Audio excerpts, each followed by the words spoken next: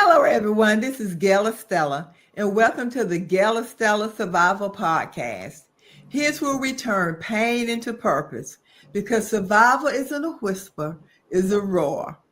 Before we get started, I need you to do something for me. The first thing is, will you please go in, like, share, and subscribe to the Gail Survival Podcast? Secondly, where are you tuning in from? I'm here in Aiken, South Carolina. Put in the comment box below where you're tuning in from. Are you following me on all of my social media platforms? If not, please do so at Gail Estella. And lastly, Through It All by Gail Estella. Have you purchased your copy yet? If you haven't, it's not too late. You can go to truevinepublishingcompany.org, amazon.com, or anywhere books are sold. My guest for tonight, Miss Regina Duvall. I met her son at an event the two of us were participating in, and he heard me tell my story, or he heard me share my story. And he said, I need for you to meet my mom. And immediately we called her from the event and we just started talking. And we have experienced so many of the similar things, and God has brought each one of us out of each one of those things we've experienced. So I want her to share her story tonight. It's one of strength, it's one of courage and boldness. And I feel someone is going to be delivered by listening to her tonight. Miss Duvall. Hello, how are you? Come in. I'm ready. How are you doing? I'm doing well. And You yourself? look pretty. Well, thank you. I'm trying to be like you when I grow up. Well, thank you. We're going to get started. There's so many topics for us to talk about. So let's start with a little bit about you, and we're going to go into the abuse part of your story. Mm-hmm. Okay? Okay. I'm ready. You ready? I'm ready. Yeah. So basically, I just want you to tell us a little bit about yourself, and what age were you when you start experiencing the domestic abuse? So my name is Evangelist Regina Duvall. For those that don't know, I'm originally from Massachusetts, but I live here in Rock Hill. I was a crack addict for 17 years, and being in that world brought on a lot of the domestic violence. Mm-hmm. And some of the times it was over drugs, but most of the time it wasn't. It was just over him and his mindset. And so, you don't go into a relationship thinking about domestic violence. Ms. Duvall, let me say this, because we might have to start over, because you said the drug addiction. So the drug addiction came first. Oh, I'm sorry. No, I'm saying it's that I'm asking that question. Oh, yeah, without a doubt. Okay. So I'll ask him to cut that part out, and we're going to start that part over. Okay. Miss Regina Duvall, your story is similar to mine. We've both have gone through substance abuse disorder. We've both experienced abuse, physical abuse, and we've both lost a child. Mm-hmm. Yes. So I want us to start with you. Let's talk about the drug addiction, the substance abuse disorder. Let's start with that first. Okay. So being a pastor's daughter and being on drugs, I tell people I didn't lay down and wake up and say, oh, I want to be a crack addict. That's not how it happened. Mm-hmm. I really went to college. I went to Dallas, Texas. There I learned how to smoke weed. I learned how to smoke a cigarette. And when I came home, I began to learn how to sniff powder cocaine, and I became a drug dealer.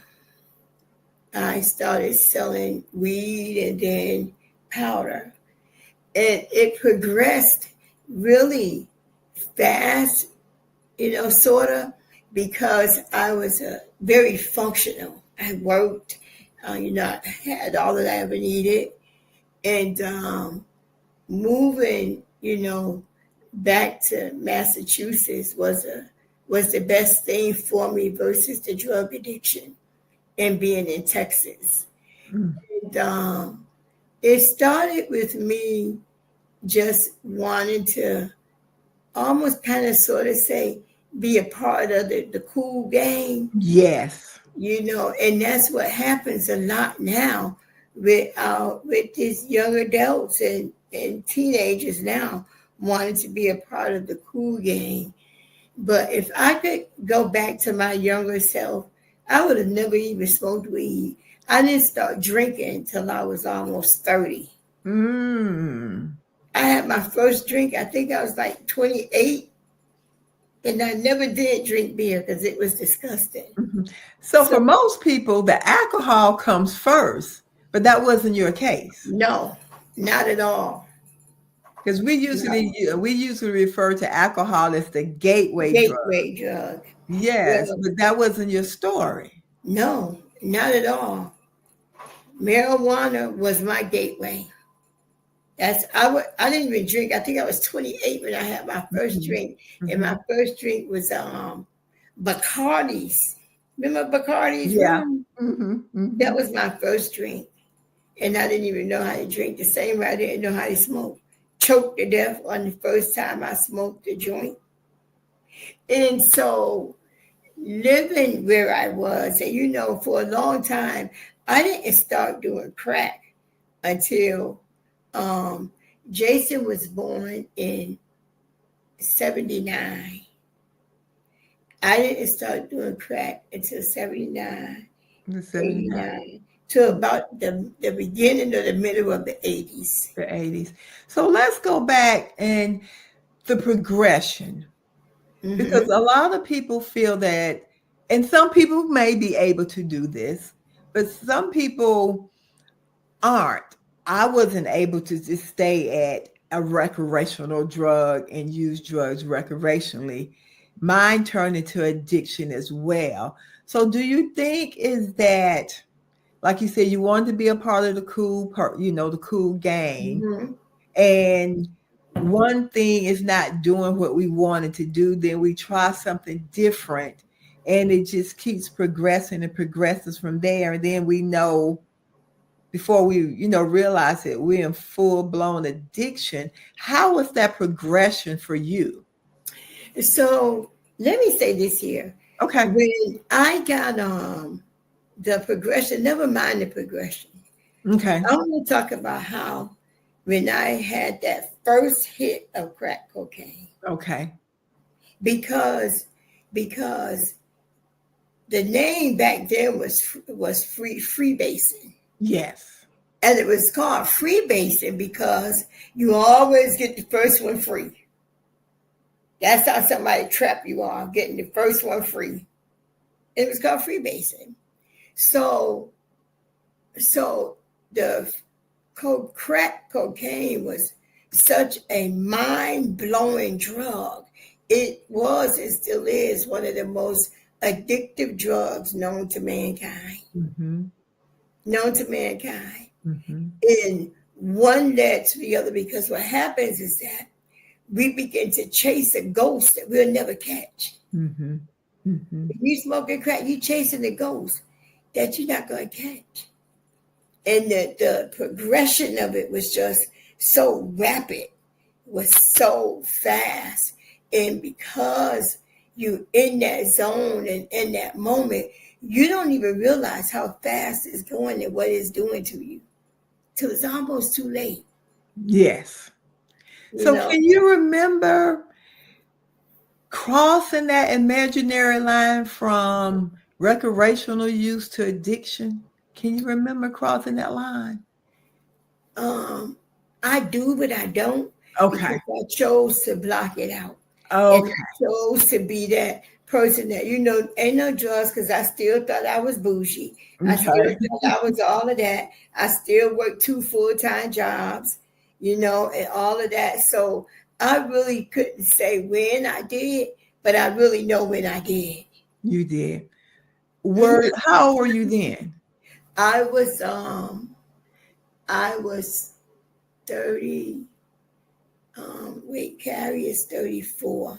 So I was like 28, about 28. Yeah, I was about 28 because Carrie was born in 91.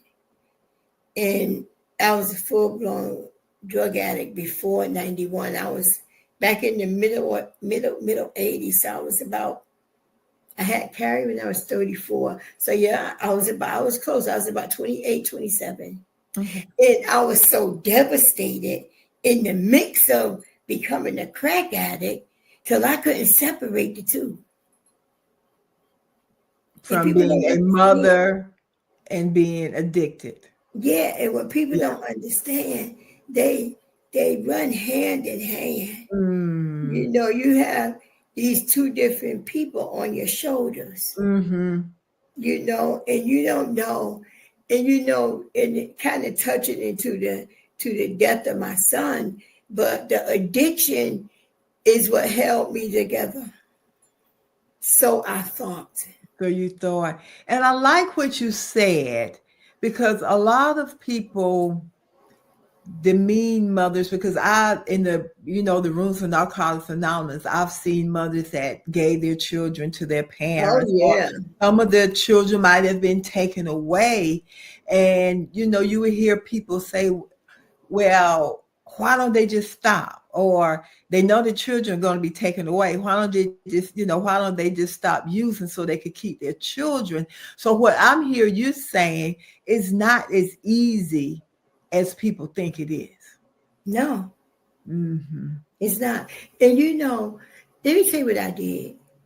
When I was, full blown on crack, I took and went downtown and I voluntarily gave my mother temporary guardianship because Mm-hmm. I was determined that the state would never put their hands on mine. Okay. Okay. And I ran a drug house. So I brought my kid, and listen, I would leave the drug house at 2 or 3 o'clock in the morning and go to my mother's house where I had a bed. I never slept where I sold dope. Mm. And the So addiction. you knew enough to distinguish between the two. Mm-hmm. Yeah. Yeah. So at this time, how many children did you have I had 4 at the by this time. time? Yeah, well, when my addiction started, Ray Jason was born 79 and 80, around 83, 85, right long in there somewhere. I Mm-hmm. started having some more babies. I Mm-hmm. had Jason. I mean, I had Josh, James, and then Carrie. Okay, then Carrie. So your relationships or their fathers or father, did they use drugs as well? Him and I, James was the father of all of my children Okay. except David. Okay. David's father died. And Okay. so all of my children are Bovilles. And we both started smoking crack at the same time, being nosy. We Mm-hmm. both started smoking at the very same time. And we didn't even know what we was doing. Mm-hmm. But when we found out, it was too late, because that one hit, you done. Your brain is wanting more because cocaine is an upper, it's Yeah. not a downer. And the Mm-hmm. brain requires more, especially when you smoke a free basic, because smoking crack, you have brought cocaine back to its natural form. So that's why it's so addictive. Because if a person is snorting powder, it done been cut 1,000 times with vitamin E or something. The same way with heroin, it's cut with quinine, it just causes you to nod and itch all over. And so with crack, it's not. It's just the natural form. So how was it with having two people in the household using and having small children at the same time? So that's funny you asked that, because I was just talking about this to a young lady last night. So how it worked was I had very scheduled children, very well-trained children. And most times we smoked at night in our room. While they were asleep. Yep. While they were asleep. And what happens in the morning when they wake up and your high is coming, you're coming down? Listen. When they wake up in the morning, Mama done made them a little breakfast. I was a working, functioning. Yeah, you really, really were. I was a functioning, working crack addict, for real. You know, laughing now because it seems so stupid. Now that I think, because that wasn't most people's story. No, you know, let me tell you something. This is my take on it. Grace and mercy had me holding me in his hand. That's the only explanation that I can give anybody. Yes. God's grace and mercy was holding me through all of my stupidity, through all of my addiction. I went to church every Sunday morning. I would walk into church and I hadn't been home in 2 days. And you still go to church on Sunday morning. I was at church every Sunday morning. That's powerful. You know, because I knew and I wanted God to always have his hands on me. And I used to cry, go to the altar, cry and ask God to just take the taste out of my mouth. You know, I just wanted so desperately to not get high. So I leave church to get home, and the dope boys see me come home. And there's a repetitious circle. Listen, when they see me come home, they knew that the money girl was here because I had my own clientele and all of that. You know, so, but it was a real journey. We've never been evicted from nowhere. We've always had our own house, nice house normally, you know, and that's why I say that it was grace and mercy. It was really grace. Again, that's not most people's stories because most of the time it comes with eviction and foreclosures, and repos. I have friends that lost everything, lost their children, lost their houses. I had a friend that her husband made good money. And she had pawned the house off. Yes. Pawned the house off. And you know, I have a whole lot of gratitude and thankfulness. You know, I really do. And Carrie is my miracle baby. We're gonna get to Carrie, but let's go back to the abuse part. Yes, because two people in the home using together. When did the abuse start and why do you think it started? Well, and it started like so, you know, like not slow, but in a way that you really didn't think of it as domestic violence at the very beginning. You just thinking that your man trying to, you know, hold you down or something. And you're so in love till you just got dumb and blind. Yes. That's what happens a lot of times in domestic violence. But what people have to really understand, there's physical violence, financial, emotional, all these other parts of domestic violence that we sometimes don't talk about because we only focusing on the physical part. The physical, yes. And I always like to say before the physical starts, you've already experienced maybe the emotional and the Oh, verbal, most yes. definitely the emotional and the verbal before the physical even Oh, comes without to a play. doubt.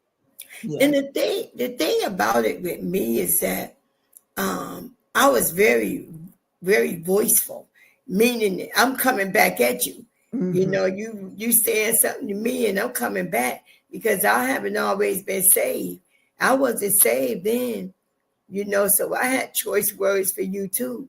And then I guess he was tired of me having my voice and words, and it started off, you know, with just a simple, you know, maybe a slap or something. Mm-hmm. You know, Mm-hmm. sit down and shut up and da da Mm-hmm. da, you know, and things like that.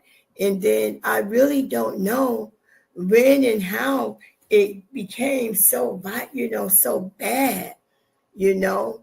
And he had hit me one day, and I had a knot on the side of my head, and my brother had come over, and he said, "What wrong with your head? How you get that up there?" Because I think my brothers knew that he was fighting me, and I told him I bumped my head on the freezer door.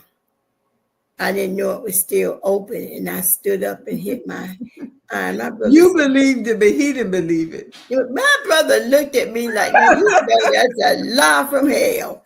No, that ain't what happened." You know, and it was just like you know, then you know when he fight you and all of that, then he wants you to go to bed with him. Yes. You know, that's the another part of abuse. Mm-hmm. Mm-hmm. You know, that's all domestic violence. Mm-hmm.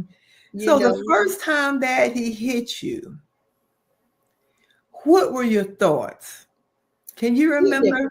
yeah, he done bumped his head. Mm-hmm. And I was like, I'm gonna tell my brothers. Mm-hmm. And he was Mm-hmm. like, you tell them. I don't care. I Mm-hmm. don't. Mm-hmm. It was just terrible. You Yeah. know, it And just, you stayed. What oh, would you say listen. to the person that they've experienced the verbal, they've experienced the emotional, then comes the physical?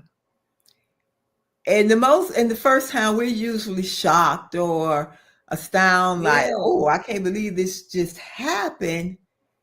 But it was like you said, it was silently and quietly leading up to it anyway. Mm-hmm. What would you I tell the person that first, you know, when that first hit or the first slap comes, what would you say to them? I would tell them you are getting ready to be in a very violent relationship.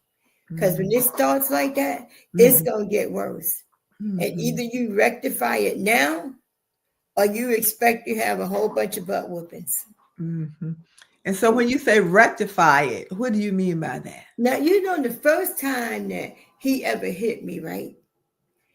I said, you know, I waited for a while till, you know, later that day. And I told him, I said, this is not what I'm going to do. Mhm, I'm not going to live like this. mhm, And he was like, I'm sorry. I didn't mean you do it. I said, I'm telling you right now, if you do that, if this is what my life is going to be like, I don't want it. I don't want it. So for a long time, he was, you know, kind of verbal, sort of, yes. but he never, you know, because I had a lot of mouth too, so I would shoot back at him. And he didn't get verbal until he got physical again when Josh was born, I think. When Josh was born, he did. And it became really physical. And my children, James really didn't understand anything because James was only 2.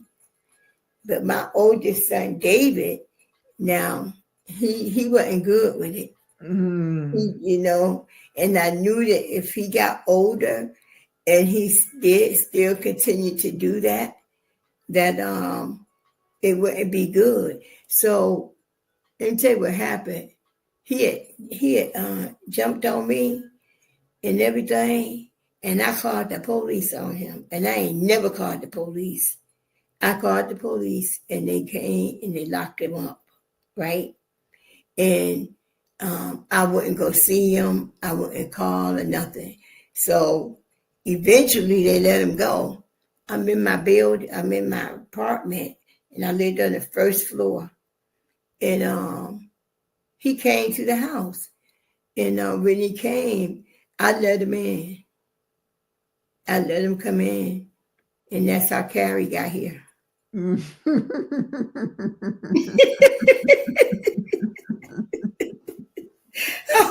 That's how Carrie got here. And so, Mr. Duvall, thank you for your transparency and your truth.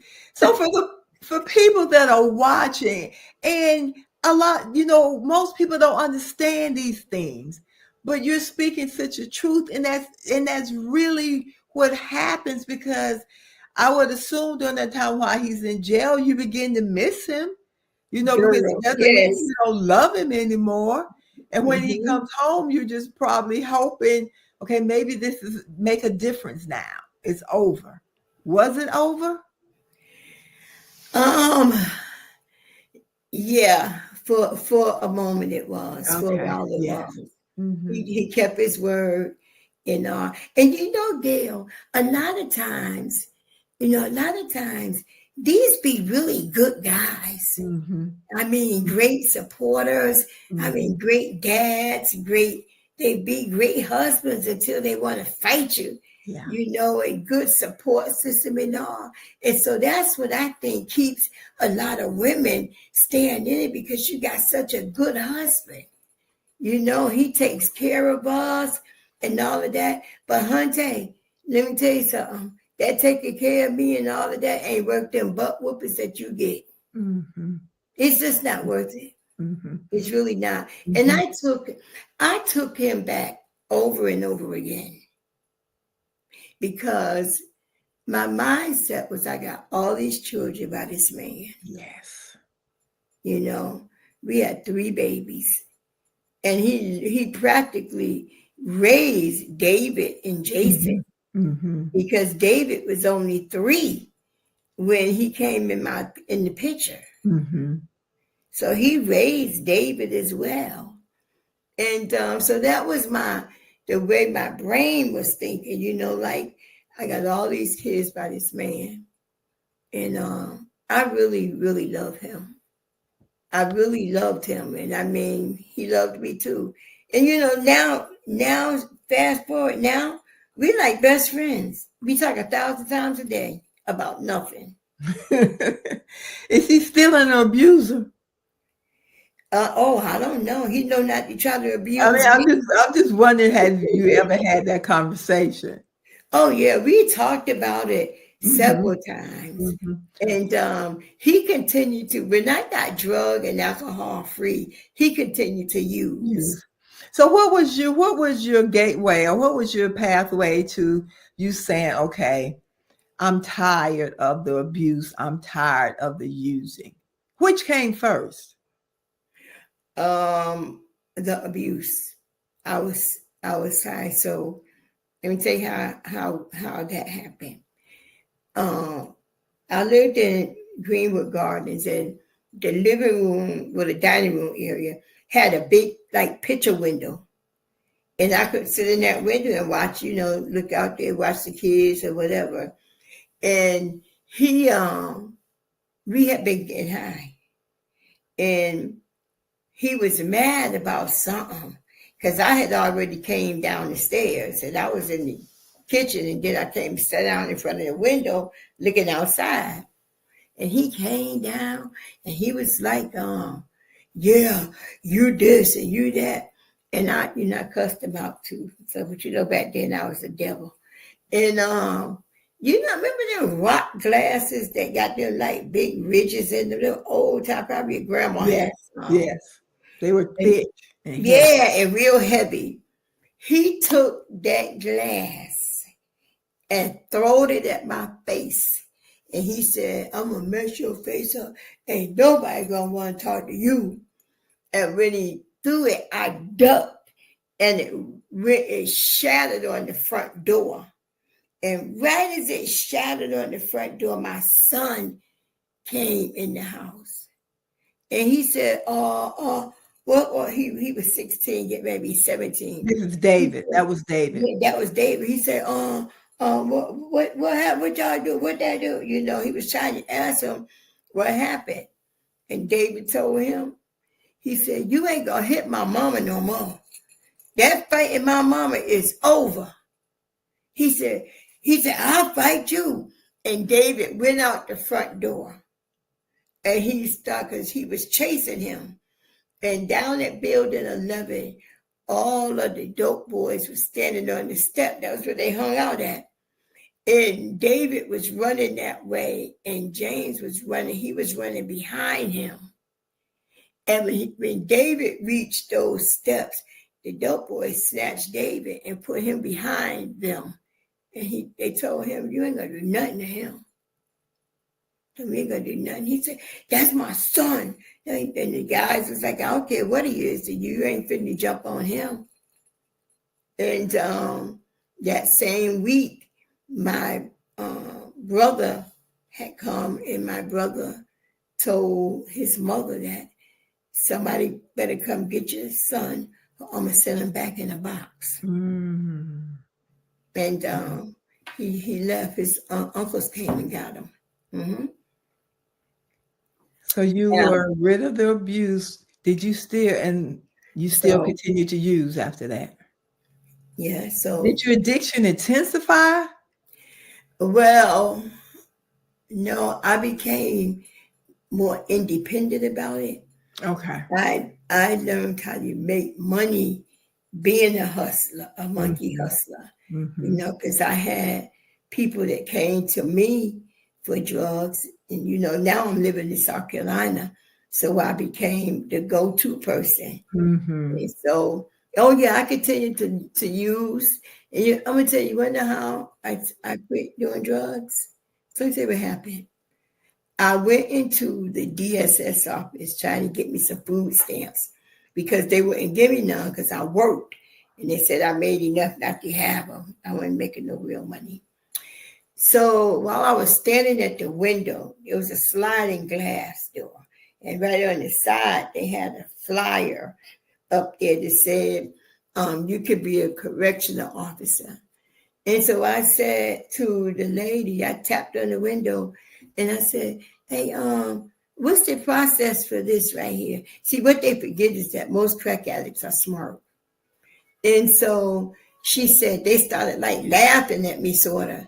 And they said, well, you have to come back Thursday and you have to take 7 exams. And if you can pass those, then you can get to the next phase. I said, okay. So Thursday I showed up. It was me and 12 other women. And 2 of them were from Newberry. We had to test all day, them 7 or 6 little exams. When everybody was done, they was like, Yvetta, you're free to go. She was just telling me, you're free to go, you're free to go, you need to stay. And Miss Regina, you need to stay. We were the only 2 that passed the test. So it brought us to the next phase. Mm-hmm. Now we're getting high now. Mm-hmm. No drugs. Went to the next phase was that next Thursday, where SCDC, Department of Corrections, come to the DSS office to do another set of testing in your application. So I went back and I got approved for the job and all. So, and back in 91, when I first came to South Carolina, I caught 27 drug charges giving somebody a ride. Mm. So the following week when SCDC came back, the lady said, Miss Regina, you cannot work for SCDC because you falsified your application. She was doing like that. I said, what did I falsify? I said, there's no lies on my application. She said, right here, and we see that you had those drug charges. I said, ma'am, the question says, were you ever convicted of a crime? It didn't say, have you ever been arrested? Okay. And they had to give me the job. They gave you the job. Yes, yes, and Let's back up before we continue on with that story. Because Jason, let's talk about Jason when he got sick and his passing, because at this time Jason had passed already, or Mhm. yeah. So let's talk about Jason. Okay. So Jason, um, he wasn't sick unto death or any of that when he passed. He had just had his 10th birthday. He was all excited and everything. And my sister came over with her 5 kids and everything. And Jason said he wanted to go take a nap. And so he went in there, and everybody had left at this point. And me and James was there. And so I went back in there, and he wanted to watch the baseball game. So I put the baseball game on. And so I went out the room. And about 20 minutes later, I just went to make sure he was asleep because I know he wanted to go to sleep. So he looked asleep. I came out. And I was walking back down the hall, and I said, Don, something don't look right with Jason. I go back. This time I put my ear down like that, trying to see. And so I called James. I said, James, is he breathing? It don't look like it. And so I picked him up. And my baby was already dead. I didn't even know it. And I'm running back and forth through the house. And me and James trying to give him mouth to mouth. And by then, we trying to bring him back or whatever. And it was so hectic and so messed up. I forgot that I had the phone in the house. I ran down the porch to call the police, call the ambulance. And I called the ambulance, my mother and my sister. I don't know how they got there that fast. And Jason had a grand mal seizure. Was that the first one he's ever had? Was No, that the first seizure? no. Or he had had seizures before? Oh yeah, he Okay. had seizures before, Mhm. many of them. That's Okay. how he very first got sick, Mhm. because I had finally got my dream job at Digital Equipment as a certified test technician. And I was at work, and my sister worked there as well, but she was up in the big people part because she was a consultant. And her and my boss and my other boss came down to where I was at. And I said to the guy, Reggie, that worked with me, I said, wonder what they want. I said, oh, that's my sister right there. I said, I know they don't want nothing. So they come, my sister said, Regina, mommy just called and had to take Jason to the hospital. I said, what happened to Jason? And she said she don't know. She said she was playing choo-choo train with him like she always do. And she said he just passed out. I Mhm. get to the hospital, they already there. And they said he had a seizure. And they gave him phenobarbital and Dilantin. And those are the two drugs that anybody come in the hospital with a seizure, they always give him phenobarbital. And turns out my baby was allergic to it.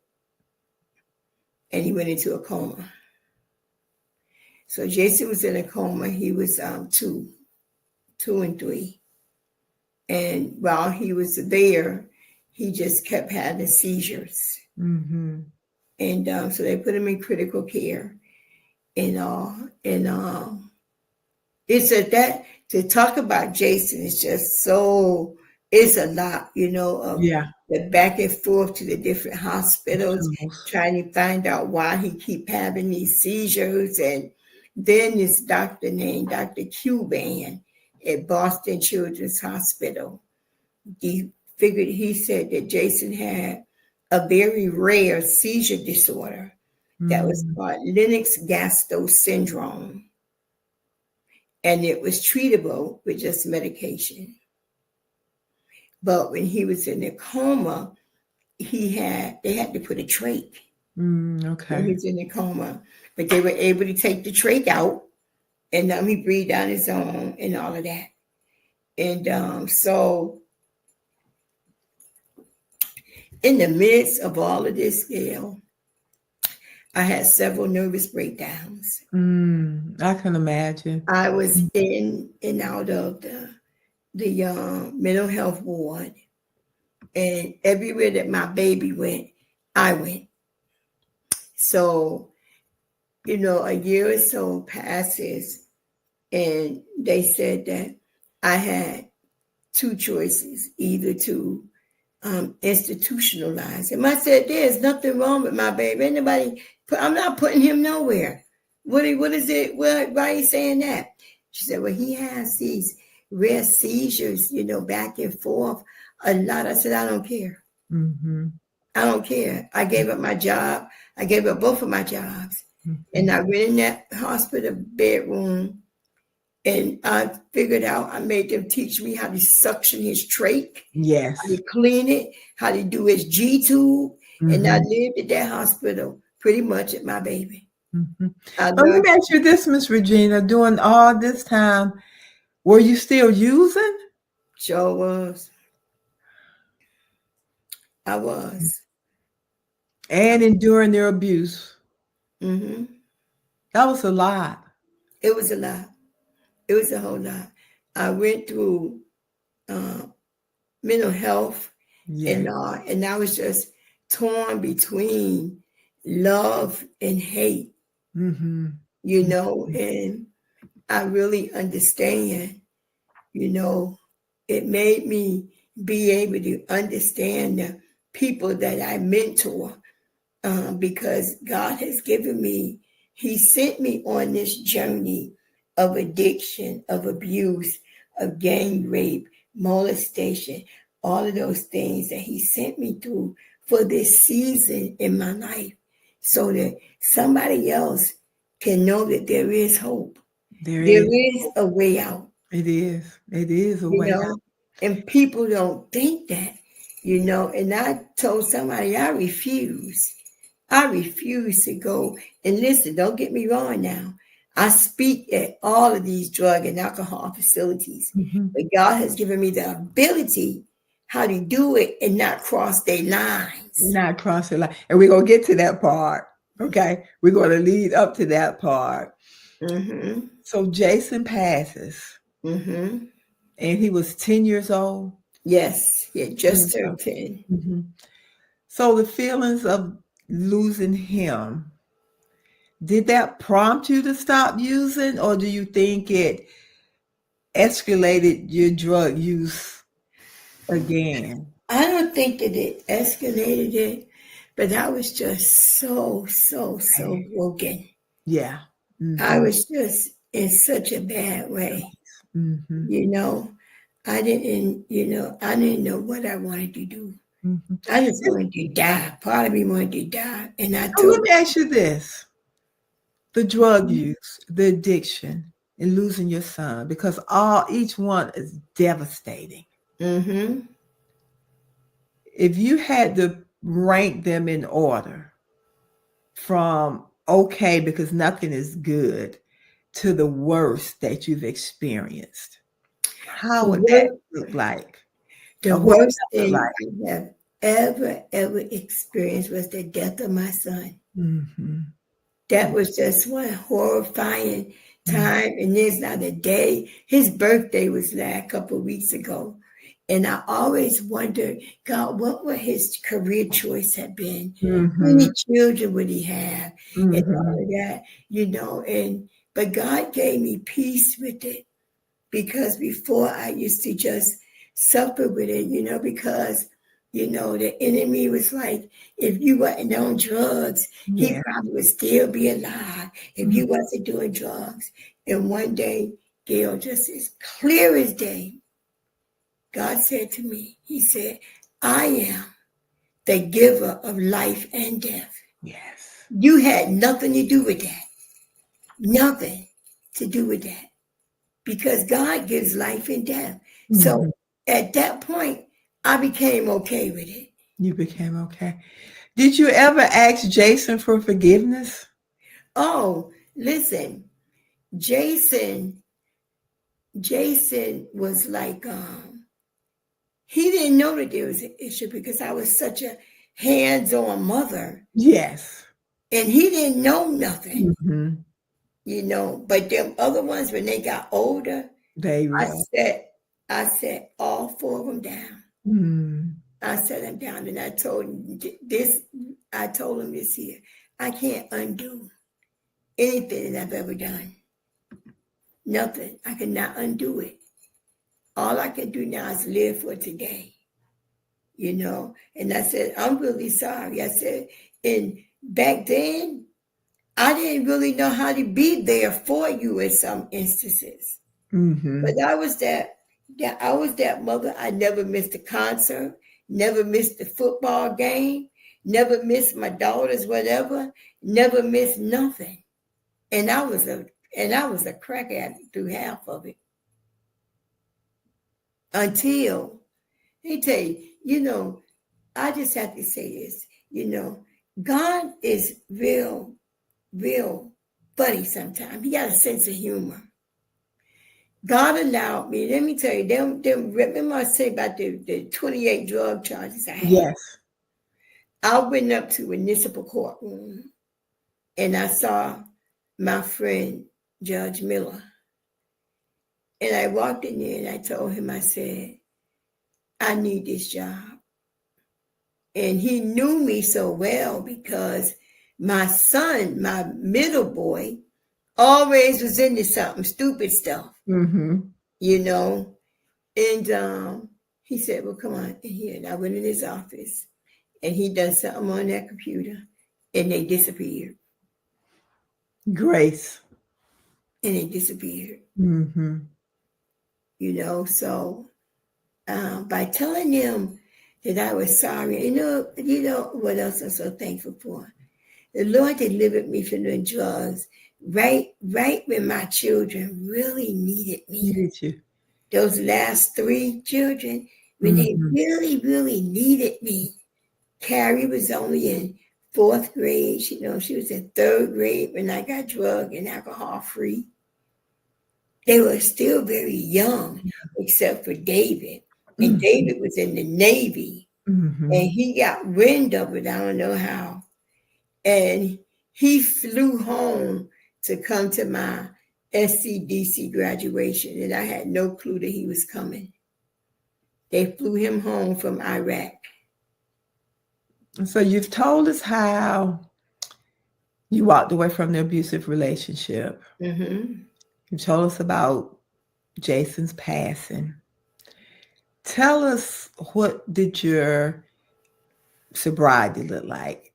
What caused you to get clean, and what is keeping you, or what has kept you clean all of these years? So I'm going to tell you that my mother was, if I would go off and stay gone for 2 or 3 days on a drug binge, I would always show back up to my mother's house. Mm-hmm.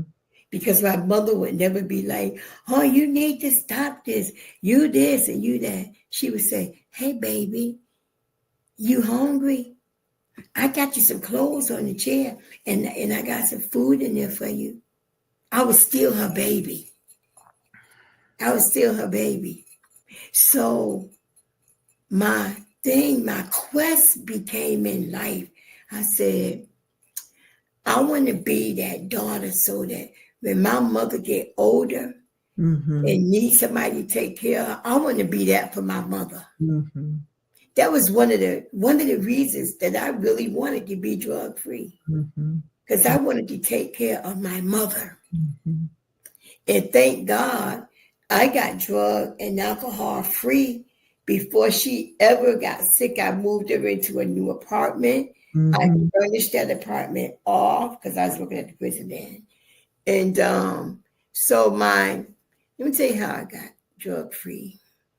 And I often say, because I refuse to go in somewhere and say, my name is Regina and I'm a crack addict. No, ma'am. I used to be a crack addict. I'm not one now. I used to be. So to me, to hold on to that saying, my name is Regina and I'm an addict, that's telling me that I'm still an addict. And I'm just saying this because I want to be, listen. So I had went to the DSS office. This all happened that same day with the testing, the first set of testing. So I left out of there that day that I asked them about it, not the day of the testing. And I go down the street. I get me a 20 from Dope Boys, and he gave me a big old bag of shake. And I went by the liquor store and got my little half a pint of Hennessy.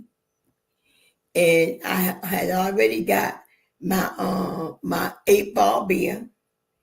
And the kids was gone. They weren't going to be back home till about 6 o'clock. And I went home and I set my little kabuki up in my room and everything, and had my stuff all set up, made some ashes and everything. I said, well, let me go to the bathroom first, talking to myself.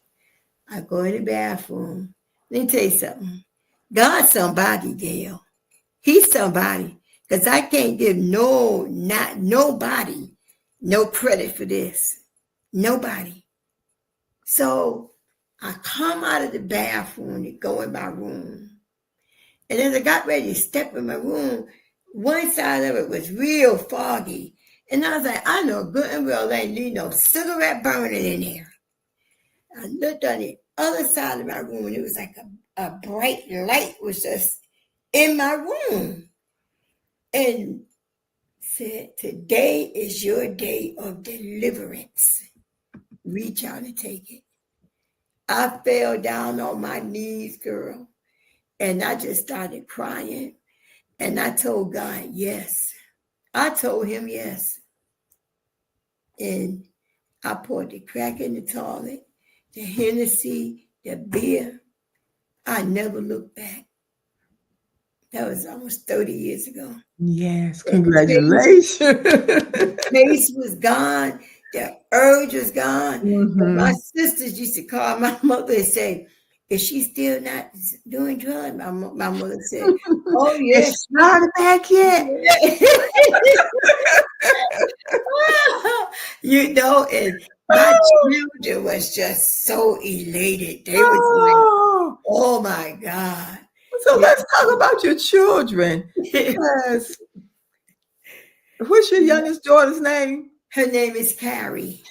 Carrie was born during your active addiction. Oh, yeah, she was. Yeah. Carrie was born through your active addiction. So you've told so many stories on how God has had his hand on you and yours. Mm-hmm. During the time that you were doing what you were doing. And you said earlier that you had to go through all of that for a time such as this. Mm-hmm. Because each one of your kids are doing very well now. I saw something on Facebook not long ago. I think Carrie had gotten her master's or graduated from college. She got her master's. She got a bachelor's in criminal justice and a master's in public administration. And her health is good. Listen, that's my miracle baby right there. Yes, your miracle, and that's what you said. Listen, I smoked crack the entire 9 months, but let me tell you something. My mother would ride by that dope house and pray for my baby every day or every other day.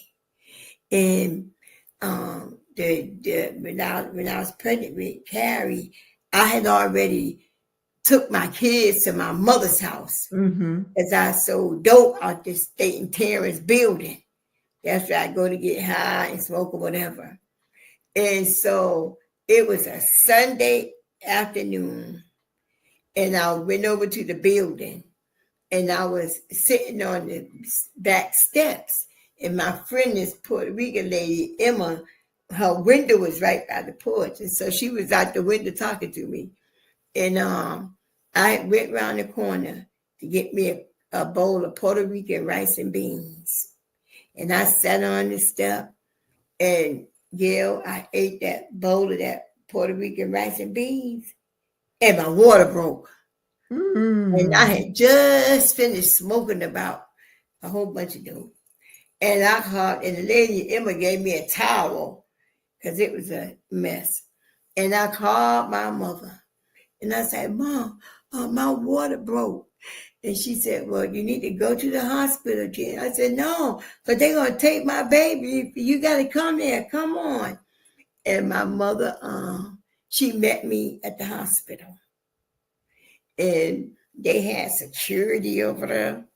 And they had that caseworker that I did not like. I don't want to call her name on here because she might watch it. Ooh, I couldn't stand her. Big, ugly lady. So she's standing over there like this with her face all mashed up like that. And I'm in labor by now. And all I could hear, and they had a team of doctors, because we knew that she was going to have some issues. Mm-hmm. You know, we knew she was going to have some, a lot of stuff going on. Yes. And so that's what they thought. See, right. That's what they didn't know. I had a praying mother. Yes. Okay, so all I could hear was my mother at the head of my bed saying, Jesus, oh, Jesus. She was up there praying, right? Mm-hmm. And rubbing my stomach and my head. Hunter, when I delivered Carrie, my afterbirth was milk white. And the drugs went past my baby. Carrie was born drug-free. Nothing was wrong with her. If you could have ever seen that caseworker's face, oh my God. She had to turn around and walk away. Listen, my mother told him, she said, I don't care if this baby got one eye and a half of a nose. It's still my baby's baby, and I'm taking it with me. Mm. And that's my Miss Carrie. That's your miracle baby. So now you're clean. You've gotten clean. Mm-hmm. You've asked your kids to forgive you. Mm-hmm. Did all of them forgive you immediately, or did any one of them have any type of resentments against you, Miss Regina? No, not at all. But my oldest son used to kind of try to talk about it, and I would let him, say, talk about it, and then he got okay with it. Yes, he was like, I'm just happy you're not on drugs no more, Mom. Mm-hmm. We just really happy. I took them all and I set them down. First, I set them all down together, and then I set them down one by one. And let's have this conversation, and they did. They were really, and I have so much gratitude because God has really been good to me and my children, and it's just been amazing. It's an amazing journey, and I wouldn't look back for all the tea in China. Yes. So tell us about Miss Regina now, the Evangelist Regina Duvall that has 30 years of sobriety. Yes, ma'am. The grandmother, 4 amazing kids, grandkids. Tell us, everything that you've gone through has positioned you for a time like this. Mm-hmm. What does your time look like? What does your time like this look like? Say that again. What does your time like this look like? Your purpose. What is it that you're doing to give back? Tell us what you're doing. Yeah. You're advocating. Oh, yeah. My purpose is that others will find hope. Mm-hmm. The same hope that I found, and I just want to share hope with people. That's why I go where I go and do what I do, because I want someone else to know. I want that weary mother to know that your child just needs you to love them, in the midst of all that he's going or she's going through. We have to love and love hard. That's what I say and I share to people that have my Monday night group, Hope Addiction and Recovery Support Group. That group is not just for people that's on drugs or that has been on drugs. It's also for people that have loved ones that's out there, that's still out there, and I have 1 million nieces and nephews, and it's so the society and the system now, and the millennials and the generation Z, Y, whatever they are, they've lost all hope. They've lost all, they don't believe anything. And I say, and I say to people on there that eyes have not seen and ears haven't heard, the things that God has for you. But you just got to be open and want them. Mm-hmm. And that's what I say to people. You got to make up in your own mind that this is not the life that you want. Mm-hmm. Mm-hmm. People can make it look glamorous and all of that, but there's no glamour in there. Mm-hmm. It's none in there. Mm-hmm. And I used to always say, I'd rather be a crack addict than to be a drunk, walking around, falling down and everything. And that was just as stupid. Spend up all your money. You want to know something that made me really want to be drug free? One day, I had walked out my house and I was going to my mailbox. And one of the dope boys said, "Yeah, I got your son's sneakers on right here. You could have bought him a pair of these." Girl. And that was the last time I bought a piece of dope from him. That was a revelation for you. Yes, and his feelings were so hurt because I was the money girl in the gardens. I had big clientele customers, and he was so hurt. And so, one of the incidents is when one of my big people came and he came down there, I said, "No, I got to get my boy some sneakers." I hit him back with his line, and he just felt, But yeah, I wouldn't trade my life right now for all the attention. I'm not rich. I don't have no big fine home, but what I have, I love it. And I love my grandbabies. I love my children. My oldest son is on tour duty in Alaska right now. And I talk to him 3 or 4 times a day. And, I've been blessed because they all take care of me. They don't let me want for anything. And that's just the grace of God and how he made this all come to light. Yeah. And I think that, it was so much easier for my children because we've never been without a home. Yes. They've never been without cable. Yes. They've never been without beds and food and all of that. Never had to worry about our lights being turned off and all because I was a functioning addict. Yes. And I have a lot of gratitude for just that. That alone. And now I'm able to be that grandmother. When my first grandbaby was born, she's a freshman in college now, and I just have a lot of gratitude, and I just want others to, catch on, That's beautiful. So how does forgiveness look like for you? What does forgiveness look like? Have you forgiven yourself? Oh, yeah, I have. And it's funny you said that because my son, my baby boy said to me one day, he said, "Ma, I think that you need to forgive yourself some more." So I said, "Why you say that?" He said, "I don't know. I just maybe think that you do." He said, "Because you go over and above to help others." I said, "Hey, that's, I'm just trying to let them find some of the same hope that I found." And I felt like, doing certain things, even with the street ministry and all of that, I love doing it. I got these bags that I bought. They got Bible verses stuff on them. And I put little stuff in them, like a pack of tissue from Dollar Tree, a bunch of little trinkets I put in these bags. And I go over in my neighborhood where my church at.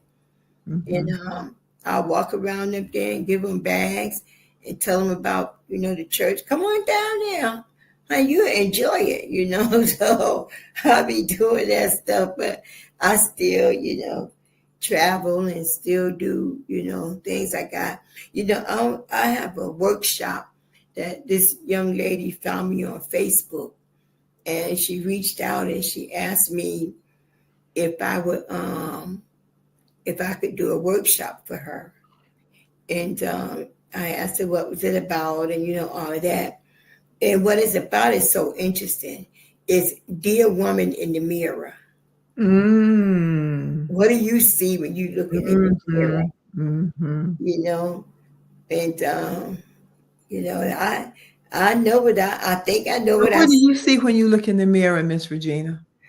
I see a woman that has beat all the odds of so many things. I beat the odds of just being a total failure in life from addiction. I see a woman that was able to forgive those that hurt her. And I see this woman that really, really loves God. And I want people to understand and know that he's your friend. If you got any type of struggle, he'll see you through it. And a lot of times when I'm at these centers talking to the men and the women, when I go to the prison and talking to them, I just want them to know it's not as hard as it looks. Because if he did it for me, he can do it for you too. And it's just so rewarding for me. I really, really, I love what I do. And if I never get a dime, I don't get paid when I go to these facilities, but I know what my purpose is. Yes. That's my purpose. Yes. But when I go to churches and preach, of course they give me an honorarium, but I just love what I do. I really do. Because I love God. You love God. I think that's a good way to end. You love what you do and you love God. This has been really, really good. Oh, thank you. I really enjoyed it. Thank you so much. Oh, thank you, Miss Regina. This is the Gail Survival Podcast. Tell the audience 3 things that has helped you to survive. 3 things that has helped me to survive. Love, support, and God. Because I turned my will and my way over to him. And that's the only way to survive, when we stay and live in the will of God. That's my take on it.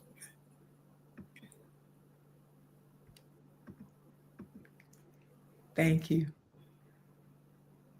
Love, support, and God, and staying in God's will. Thank you. You're so welcome. You have a great day, okay? You too. Thank you. All right. Bye. Bye-bye.